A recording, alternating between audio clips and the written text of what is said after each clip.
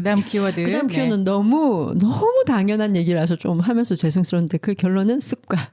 습관. 반복. 어떻게 보면 숨어있는 낱말은 반복이에요. 요렇게 그래 질문 쪽에서 하는 거 중요하다 했는데 내일 안 하면 이제 의미가 없는 거죠. 네, 맞아요. 그렇죠. 주로 이제 시작은 참 창대하나 끝은 늘 미약하지. 그렇죠. 끝은 늘 미약하게 나가죠. 듣다 보니 이사 가잖아. 네, 그러니까 내가 오늘 이 이야기를 들었어. 내가 오늘 우리 아이와 할 것이야. 그렇죠. 하루 종일 잘 가죠. 내일 되면 한 3분의 1 정도 줄고 3일 되면 0 되죠. 0. 네. 그러니까 저는 요 화이팅 하는 걸 별로 좋아하진 않아요. 저도 개인적으로 굉장히 안 좋아해요. 저래봤자 하면 안 걸 거면서. 맞아. 네. 화이팅하면 부담이거든요. 왜냐하면 화이팅한다는 자체가 내가 엄청 영감을 받은 거예요. 근데 내일 이걸 구현 안 하면 좌절감이 느껴지거든요. 그것보다는 계속 지속할 질문 하나를 만들으라고 해요. 일단 화이팅 안 하는 걸로. 맞아, 화이팅을 안 해요. 그럼 부담돼요. 엄마 어디 갔다 왔어? 이렇게 물게. 그래서 엄마가 파이팅하면 애들이 아는구나. 그쵸. 어디 갔다 왔어? 어디 갔다 왔어? 오늘 이상해 공기가 이렇게 되는 거죠. 어디서 뭔 얘기 듣고 왔구나. 이렇게. 냄새가 다르죠. 맞아. 우리 아이들이 마루타잖아 항상. 그래서 오늘도 우리가 뭔가 해야 되는구나 이렇게. 네. 과제가 되니까. 그러니까 그것보다는 내가 오늘부터 한 달간 지속할 수 있는 질문을 하나. 나는 이거는 꼭 한 달간 한다. 하는 질문을 이건 하나. 지킨다, 이런 거. 지킨다는 하나를 만들으라고 해요. 그러면 그거를 내가 생각하는 데서 딱 정리를 해놓으면 하나 가볍잖아요. 만만하잖아요. 그건 해지는 거예요. 그렇죠. 하나는 해주죠. 네. 예를 들자면 질문을 만들어라는 거죠. 내가 항상 오늘도 내일도 이 질문을 꼭 할 것이다 하는 걸 하나 만들어라고 해요. 아이들한테 아니 엄마에게. 엄마가 지금 이제 뭐가 있을까요? 매일 똑같이 할 수 있는 질문이 밥 먹었니? 이런 거 말고 오늘 반찬이 뭐야? 아니 그냥 일상 속에서 아니면 어떤 일상 책이 속에서, 아니고 일상 그렇죠? 속에서, 그러니까 이제 저희가 어쨌든 기본적으로 질문이 중요하고 하루탈 하는 것이 중요하고 질문도 쪼개서 하는 것이 중요하다 했잖아요. 근데 늘상 이제 훈련이 돼 있으면 어떤 상황이 펼쳐져도 쪼개서 질문을 할 수 있지만 내가 훈련이 안 되어져 있잖아요. 근데 해야 되고 그렇다면 매일 해도 되고 이거는 어디에나 끼워 맞춰도 괜찮겠다는 질문 하나를 내가 만드는 거죠. 예를 들면 이게 좀 어려울 것 같아요. 그렇죠. 네. 예를 들면 그렇게 이제 물어봤을 때 엄마가 항상 그렇게 얘기한 엄마들이 있어요. 항상 말 자기 전에 오늘 너의 가장 행복했던 기억은 뭐야? 라고 묻는다는 거. 예를 들면 그런 거. 네. 아니면 뭐 반대로 오늘 가장 힘들었던 점이 있다면 뭘까? 요런 것들. 그거는 반복해도 매일매일이 괜찮네요. 달라지는 거잖아요. 애가 안 달라고 하는 거 아니야? 그 질문 듣기 싫어서? 그러면 이제 그거는 해도 될 만한 타이밍은 엄마가 찾아봐야 되는 거겠죠. 이제 이런 얘기를 할 수 있다는 얘기는 엄마가 언제 하면 좋겠다까지 나온다는 얘기겠죠. 그래서 본인이 찾는 게 제일 중요한 겁니다. 그런 질문 하나를 찾아서 매일 반복하는 거. 예를 들면 저 같은 경우는 왜냐하면이 되겠죠. 저는 이제 왜냐하면 늘 항상 무언가를 얘기해도 그치. 근데 왜냐하면? 이렇게 묻는 거죠. 그러면 이제 역으로 또 들어올 때 있어요. 그럼 쌤은 왜 그런 걸 왜 물어요? 그렇지 좋은 질문이야. 이렇게 얘기하는 거죠. 그렇게 내가 늘 하는 나만의 질문들이 하나 정도 있으면 그것만 하더라도 우리가 시작점이 될 수 있고 꼬리 질문들이 될 수 있는 거 하나를 잡는 거. 그러니까 질문의 노하우가 만 가지 좀 되시는 것 같은 느낌이네요. 방금 느낀 건데. 네, 두리뭉실한 질문을 제가 보니까 매일 하긴 해요. 두리뭉실한. 오늘 하루 어땠어? 하니까 어린아이니까 아마 그게 힘든 질문인가 보네요. 보니까. 되게 어렵네요. 오늘 하루 어땠어? 오늘 하루 어땠어? 누가 나한테 물으면 어땠어? 가장 어려운 질문인 것 같아요. 엄청 너무 어려운 어렵네요. 거네요, 네네네. 제가. 오늘 하루 어땠어? 오늘은 어땠어? 이렇게 네. 하면 그러면 잘 지냈어밖에 할 말이 뭐. 없어요. 그러면 그냥 뭐 갔다 그냥 왔어. 똑같아. 뭐 재밌었어. 이거밖에 할 수. 그러네. 좀 오늘 더. 반찬은 맛있었다. 이거하고 똑같네요. 진짜 질문 만들기 쉽지 않은 것 같아요. 그러니까 제일 좀 쉽게 만들 수 있는 건 그런 질문을 하려면 상황을 좀 주면 좋을 것 같아요. 어땠어라고 물으면 오늘 하루 친구들과는 어땠어? 이렇게. 아니면 오늘 하루 선생님하고 이렇게 얘기를 할 때는 그 좋았던 기분들은 뭐 이런 거 상황을 좀 주는 거. 그러면 좀 쪼개어지잖아요. 그죠? 그러면 애가 어땠는지를 표현할 수 있지 않을까요? 오히려 감정적인 단어를 써서 물어보는 게 오히려 좀 애들한테는 선명하게 떠오를 게 오늘 정말 화난 일이 있었어? 아니면 진짜 웃기거나 재밌는 일이 있었어? 뭐 이런 거? 그렇죠. 그러니까 딱 답할 수 있는 걸 좀 나눠주는 거죠. 그게 저는 그런 질문을 할 때 항상 상황을 주라고 얘기하거든요. 상황에 대한 설명이 있어야 그거에 대한 나의 생각을 잡을 수 있는데 상황이 없으면 무엇을 묻는지 몰라서 대답을 할 수가 없다라고 얘기를 하거든요. 그러니까 아이들이 상황이 요즘에 하루가 뻔하게 집안에 돌고 있으니 뭐 다른 장면이 없어가지고 왜 유대인들은 학교 가는 아이를 딱 만나면 첫 질문이 오늘은 무슨 질문했어? 라고 그렇죠. 하잖아요. 네네네. 근데 참 그래 무슨 질문해서 하면 그랬니? 아마 저는 그럴 것 같아요 진짜. 네, 그 아이가 왜 그 질문했고 왜 그게 궁금했는지 그래서 어떤 결론을 내고 어떤 답을 얻고 어떤 결론을 내렸는지 잘못 물어보면 취조가 되겠지만 그런 식으로 물어보는 게 꽤 괜찮은 것 같긴 하네요. 그렇죠. 근데 그렇게 유대인들이 질문을 하게 된 거는 그 밑바탕에 그런 삶을 사는 것들이 그렇죠. 있다는 이미 훈련이 거죠. 돼 있으니까. 훈련이 돼 있었기 때문에 그것을 중요하게 여기는 건데 우리는 그렇지 않다 보니까 유대인들에서 좋을 건 취하지만 그들의 배경을 모르고 이럴 걸 그냥 무늬만 가져오는 거는 되게 위험하다고 생각해요. 무늬만 좀 가져와서 오늘은 무슨 질문했니? 네. 질문 안 했는데 엄마 그렇죠. 이렇게. 네. 질문하면 쌤이 뭐라 해요. 이렇게 그렇죠, 얘기하면. 그렇죠. 네. 진짜 근데 30명 수업하는데 애가 계속 질문하면 진도를 뺄 수가 진도가 없어요. 안 나가. 네네. 그러나 애썼거든 한 반에. 네. 힘들더라고. 선생님 되게 맞아요. 힘들어하셨어요. 그러니까 상황에 대한 판단을 할 수 있는 능력들도 필요한 것 같아요. 우리가 늘 그런 상황에 노출될 수는 없으니까 그런 상황에서 내가 할 수 있는 걸 판단할 수 있는 능력 그것도 자문하면 답이 나오겠죠. 어쨌든 하루에 한두 가지 일정한 질문을 던져보는 처음에 힘들할 것 같아도 계속 그 흡사한 한두 가지 문장을 계속 했을 때 대답할 수 있을 것 같기도 하네요. 처음에는 힘들어해도. 그리고 중요한 거는 아이한테 같은 질문을 여러 번 하다 보면 질리지 않을까 싶은데 내가 질려서 다른 질문합니다.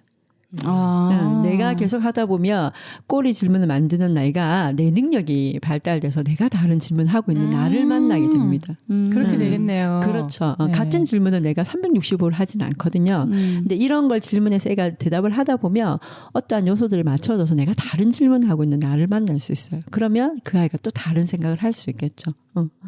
그렇게 되는 것들을 이제 문장화 시키는 게 이제 글쓰기인 거죠.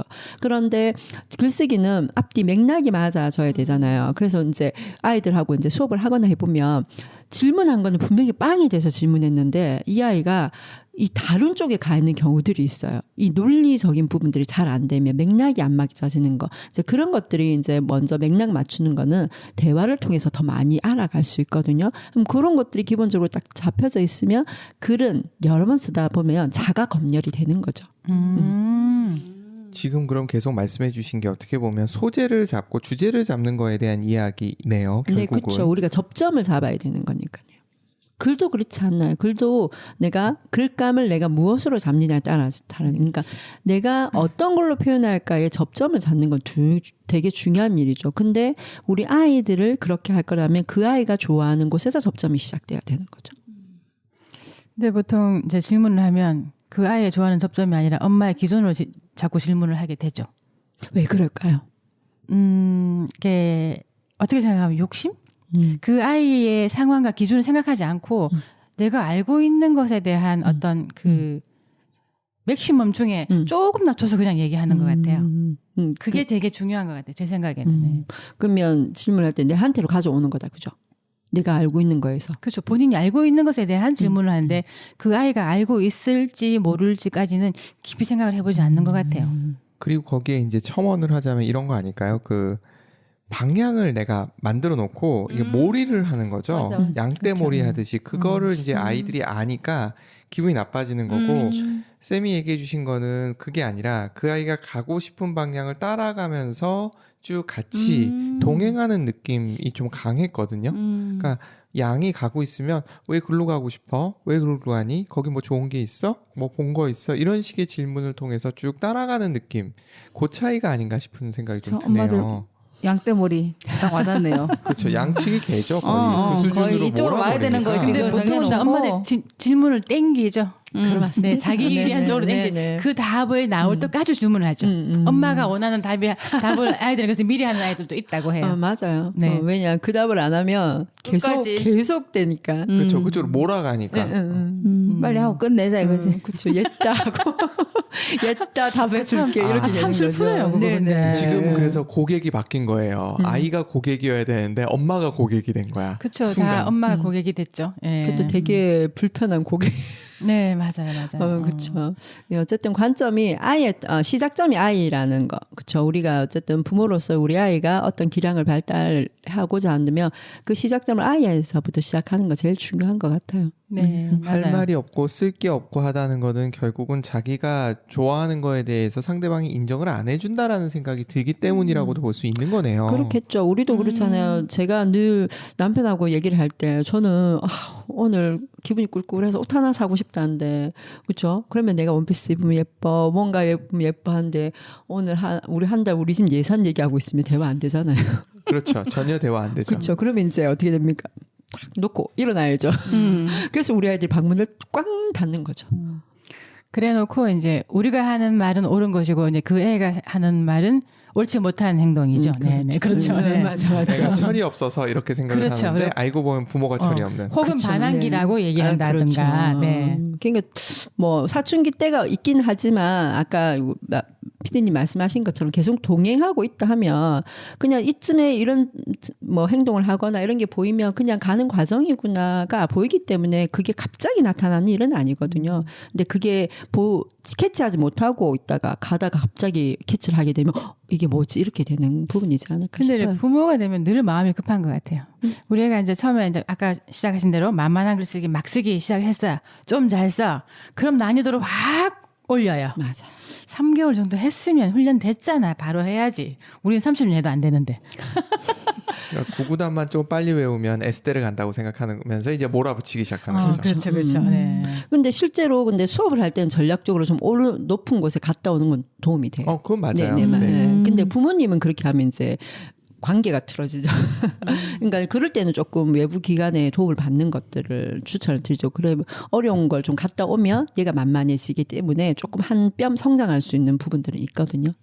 스킬을 배울 때 그 느낌이었어요. 그러니까 네. 강사가 붙어가지고 한번 아니면 어려운 선배가 붙어서 그 스키장이 가장 이 직벽이라고 표현하는 데를 한번 갔다 오잖아요. 네.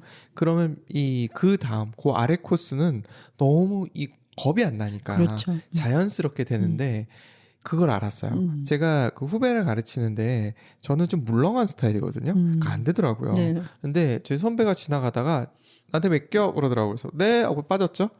너무 잘 타게 돼 있는 모습을 보면서 내가 뭘 잘못했나 봤더니 한번 세게 한번 돌린 거예요. 그러고 나니까 그 다음부터 이게 쉬워지는 그런 과정도 있긴 있더라고요. 근데 무조건 그러는 것도 위험할 네, 수 그거는 있으니까. 뭐 또 성향 나름이기도 하긴 하니까. 맞아요. 늘 그러면 이제 힘들어지는데 한 번씩 그런 단계가 있으면 성장하는 것들이 있어 보이는 가벼운 거죠. 자극 정도. 네네. 죽을 전 정도는 지금 아니고. 갑자기 생각이 난 건데 여기만 오면 아이가 왜냐면 하고 계속 이게 그 설명을 해야 되잖아요. 근데 네네. 이게 여기만 오면 그러는 게 아이가 개입이 너무 많으면 힘들 것 같아요.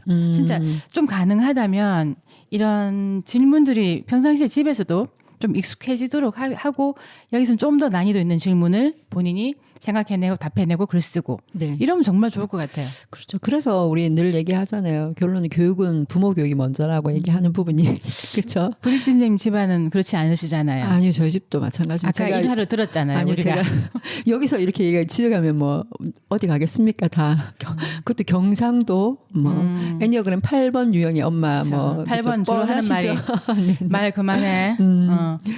그런데 저희 집에 만만치 않은 아이들이 있어가지고 제가 조금 연단이 되는 것 같아요. 몇 번이 제일 제일 만만치 않으세요? 1번이 제일 만만치 않았었는데 저랑 제일 많은 얘기를 하면서 이제 만만해지고 지금 이제 그 친구가 20살 됐거든요. 그 지금은- 남자아이죠. 네, 남자. 이 친구가 이제 제일 이제 대화하는 것이 편안한 친구가 됐고요. 그다음에 이제 밑에가 딸 둘이거든요. 근데 3번이 조금 1번 성향을 가지고 있는데 그런데 이제 여자이다 보니까 감정의 기복들이 있잖아요. 그래서 이 친구가 또 만만하지 않아가지고 제가 늘 얘기해요. 너는 나의 연단 과제, 연단 도구다 늘 얘기하거든요. 그래서 자녀는 부모를 연단시키는 도구인 것 같아요. 걔들 덕분에 성장한 게 많죠. 왜 김미경 강사가 그랬잖아요. 사춘기의 자녀를 2명 이상 키워보지 않으면 아직 부모가 안 됐다. 네, 한 분밖에 안 계시죠, 2분 다. 저는 다른 곳에서 많이 키우고 있습니다. 아니요, 아직 어른 안 되셨어요. 상투 안 올렸나요? 네. 새 정도는 키우셔야 그죠? 그렇죠, 그렇죠. 네, 네. 이 각기 다른 성향이 사춘기에 그 난리 치시는 걸 겪다 보면 인생은 이런 것이구나 느껴질 것 그렇네요. 같아요. 네. 한 분이 아이 셋 지금 키우시는 분이 계시죠. 저희가 아시는 분 중에 네. 그 평화. 마음에는 평화, 얼굴에는 미소. 화도 잘 안 내세요, 그분은. 제가 짜증 내는 거 별로 본 적 없어요, 그분. 그만한 일로 화가 안 나죠. 웬만한 일로 화가 안 나죠. 그렇죠. 어느 경지에 오르게 되는 거죠.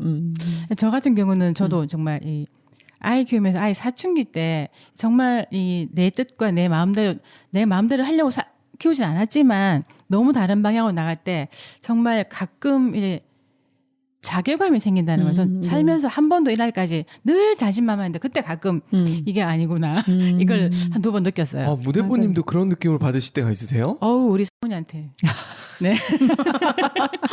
그분은 그러하시죠. 네. 전지전능하시죠. 그래요. 저쪽에 2번은 뭐 이루 말할 수가 없어요. 네. 그렇군요. 그분 때문에 가끔 이게 삶인가 느낄 때가 있었어요. 만에 한 명 정도 있을 만큼 네. 말까. 집에 그런 친구들 꼭 있어요. 네. 그죠? 나를 성장시키게 하는 친구들이 있잖아요. 그죠? 그렇죠. 예. 네. 제가 그래서 저 친구가 아니었으면 내가 지금 아나무인이었을 것이야. 저 그 생각해요. 그게 가정에서 못 만나잖아요. 밖에서 주십니다. 에이, 그러시군요. 너무 기독교적인가? 밖에서 주는 사람은 안 보면 그만인데.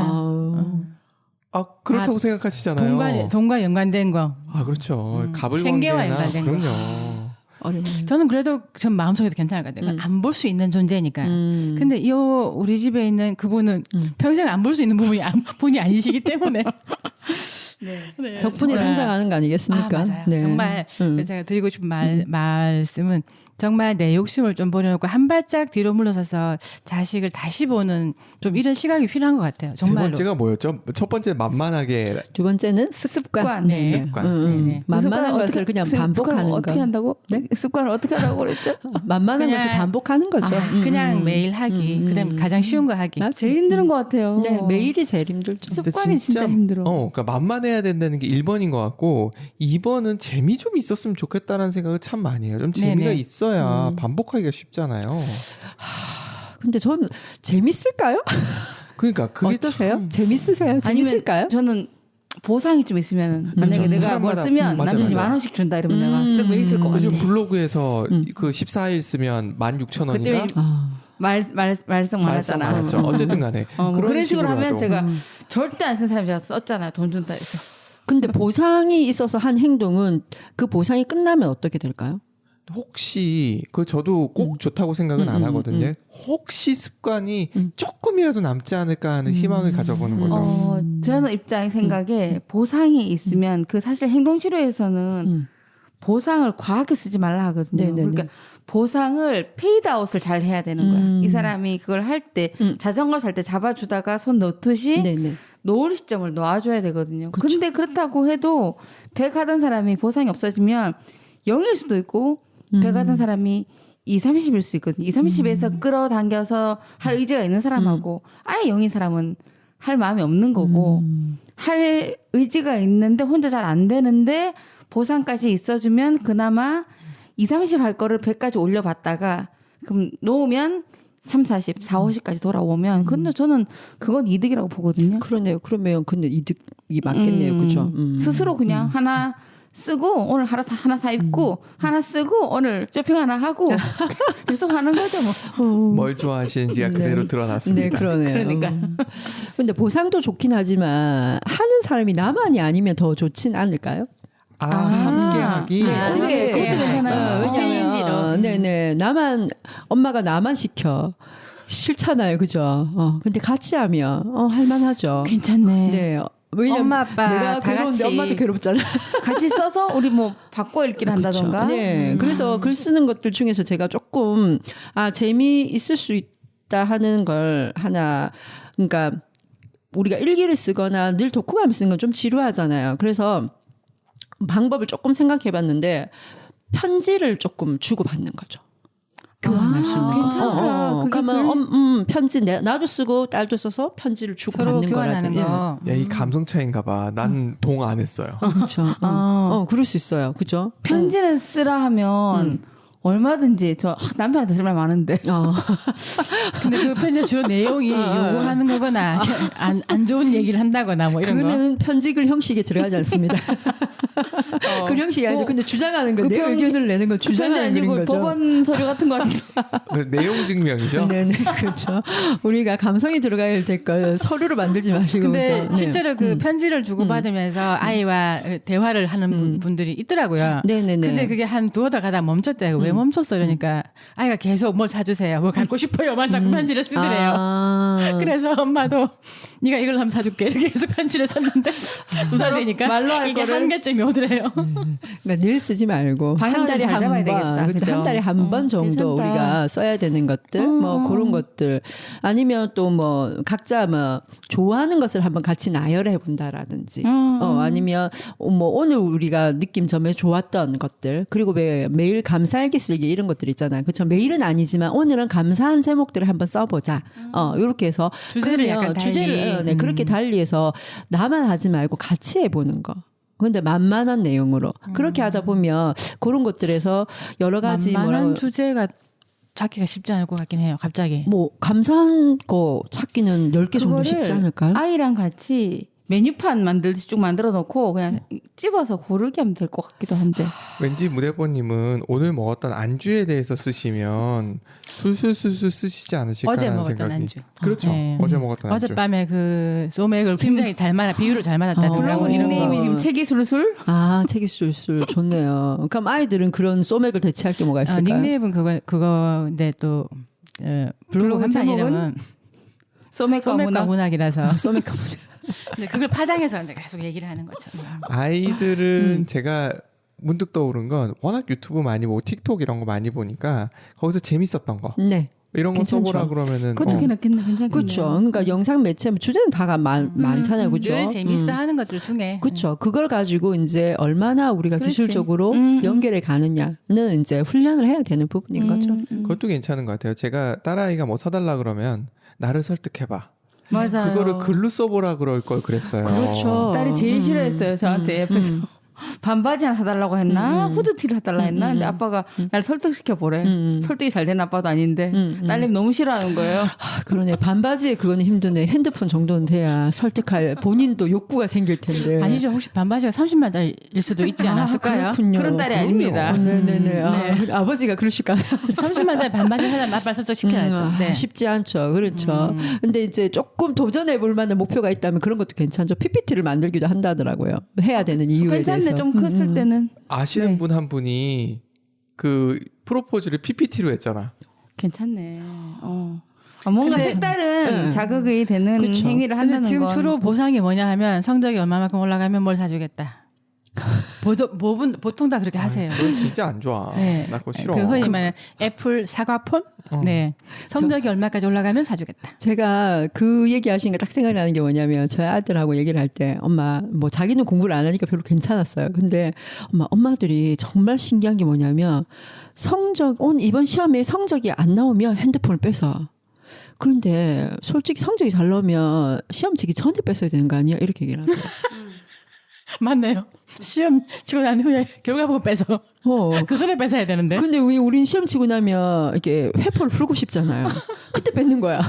기분 엄청 상하잖아요. 근데 실질적으로 성적 오르려면 그 전에 일주일 전에 뺏어야지. 그리고 나서 때문에 그리고 시험 치고 난 다음에 그 폰을 어쨌든 열심히 했으면 그 폰과 용돈을 한꺼번에 주면 엄마는 이득일 텐데 그렇게 한다는 거죠. 그래서 내가 그 말 듣고 정말 그러네. 관점이 다르더라고요. 아이들이 폰 빼들고 하는 거 그거 그 아동 학대라고 아동 네. 폭력이라고 하더라고요. 맞아요. 자유권. 네. 부모들은 그거 없으면 난리 나면서 아이들한테 그거를 뺏는다고 폭력이라더라고요. 생각해 보니까 우리가 아이들한테 성적 오르면 뭐 사줄게 하는데 아이들 입장에서 내가 아이라면 엄마 아버지 연봉 20% 오르면 내가 1등 할게. 이거 비슷하거든. 그렇죠. 연봉 올릴 수 있냐는 맞아요. 거지.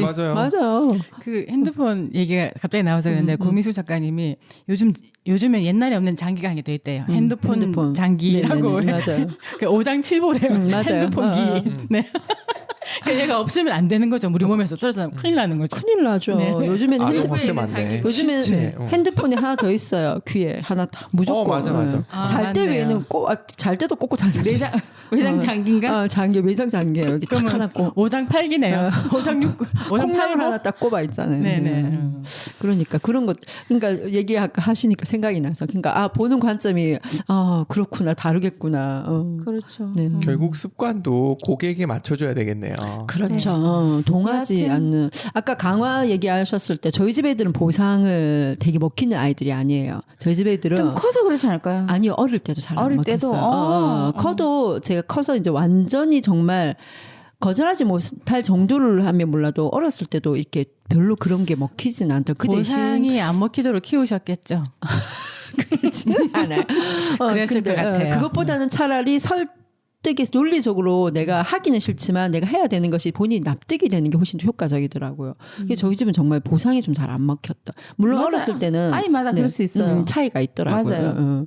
그래서 지금도 잘 안 먹히더라고요. 그러니까 습관을 만들어 주기 위해서 습관이 될 수 있게끔 좀 다양하게 해서 흥미 유발이 먼저 그렇죠. 된 다음에 습관화하는 그렇죠. 하라 이 말씀이신 거죠. 네. 반복하려면 지루하면 안 되니까. 맞아요. 그러니까 동기부여라는 말 자체가 제가 요즘 고민을 좀 해봤는데 동기부여가 중요는 한데 흔히 얘기하는 동기부여는 아까 무대뽀님이 얘기했던 으쌰, 화이팅 이런 느낌인데 사실은 진짜 동기부여는 그가 정말 움직이고 싶은 이유를 찾아서 그걸 톡 건드려주기만 하면 그는 준비가 돼 있으니까 그렇죠. 그러면은 스스로 습관을 만들어서 할 테니까 그런 쪽의 접근이신 것 같아요. 맞아요. 지금 얘기했던 내용들도 결국은 어떤 부분을 건드려줘야 그 아이가 스스로 흥미를 느끼고, 그러니까 단순히 먹이 하나 더 줘서 그 강아지 그 조련할 때는 강아지는 정말 너무 단순하다는 거예요. 두 가지래요.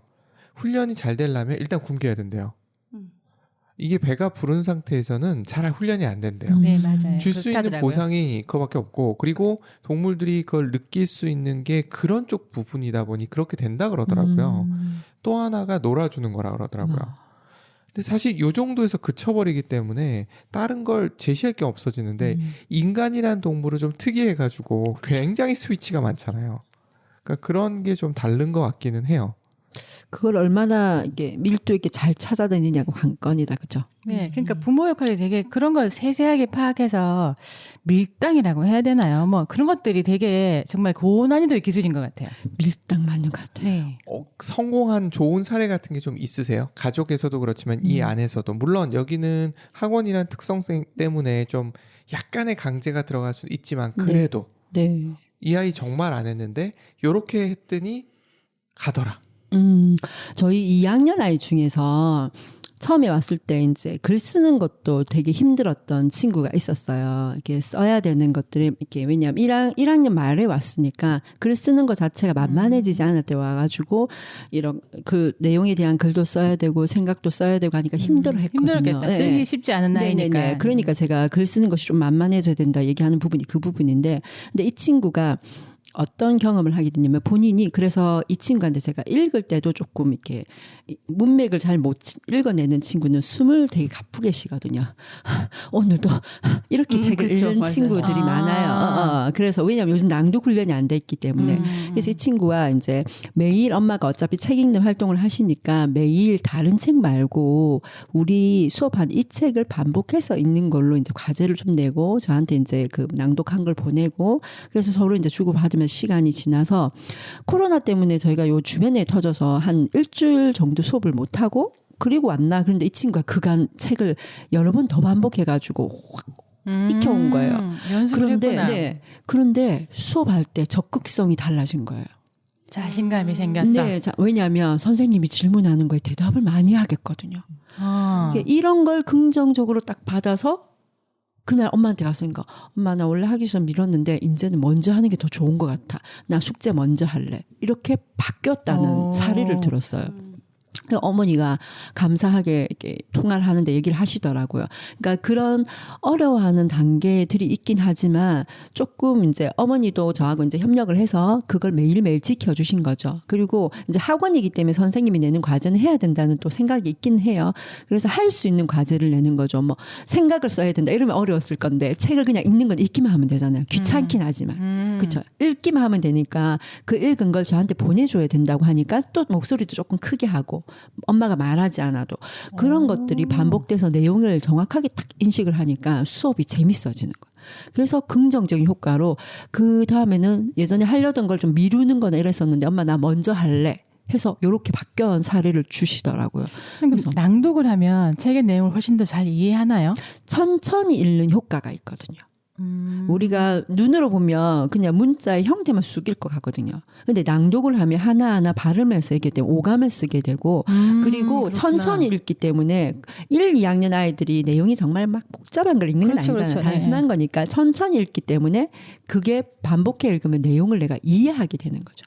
그러면 스스로 소리내서 읽어보게 하는 게 좋은 방법이네요. 좋은 방법이죠. 네. 그래서 내가 내용이 딱 인지가 돼 있는 친구들은 내가 여기서 다른 생각을 안 해봐도 내용을 명확하게 알기 때문에 선생님이 질문을 하게 되면 자기 생각이 딱 떠오르는 거예요. 그러면 자기가 했던 말을 뇌에 저장하고 있으니까. 네네네. 그러니까 왜 내용을 꿰야 되는 작업을 할 필요가 없잖아요. 인지를 딱 하고 있으니까. 그럼 제가 질문을 딱 하면 질문할 때 드는 생각을 그냥 손들고 얘기하면 되는 거예요. 그러니까 적극적이게 되는 거예요. 그래서 그런 것들이 머릿속에 딱 떠오른 걸 얘기한 거는 내 머릿속에서 내용은 딱 기본 인지돼 있는 상태에서 떠오른 거니까 글쓰기도 편안한 거예요. 쌤이 얘기해 주시는 게 계속 이게 딱 일관성이 있으세요.